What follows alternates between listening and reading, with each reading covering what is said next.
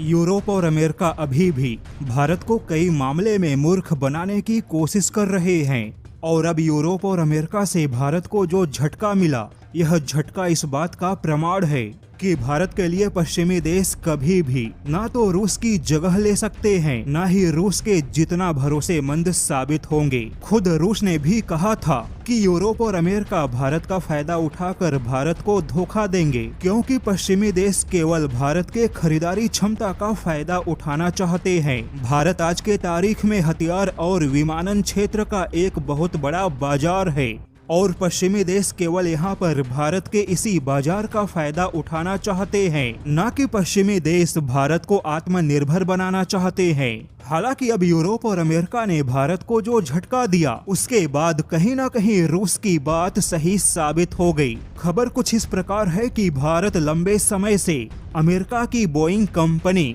और यूरोपियन देशों के एयरबस को भारत में फाइनल असेंबली लाइन स्थापित करने का दबाव बना रहा है, क्योंकि भारत पैसेंजर विमानों का एक बड़ा बाजार है। भारत निकट भविष्य में 2000 से ज्यादा पैसेंजर विमान खरीदेगा और यह पूरा व्यापार बोइंग और एयरबस जैसी कंपनियों को मिलेगा। हालांकि अब खुद एयरबस इंडिया के एक पूर्व अधिकारी ने बड़ा खुलासा किया कि यूरोप और अमेरिका भारत को केवल मूर्ख बना रहे हैं, क्योंकि चाहे एयरबस हो या फिर अमेरिकी बोइंग कंपनी, यह कंपनियां कभी भी भारत में अपने फाइनल असेंबली लाइन को स्थापित नहीं करेंगी। यह लोग केवल भारत का व्यापार हासिल करने के लिए अच्छे तरीके से दिखावा करते हैं। इन्हें मालूम है कि पैसेंजर विमानों के लिए एयरबस और बोइंग से अच्छा विकल्प नहीं है। भारत लंबे समय से प्रयास कर रहा है, लेकिन फिर भी एयरबस और बोइंग कंपनी में से किसी ने भी आज तक भारत में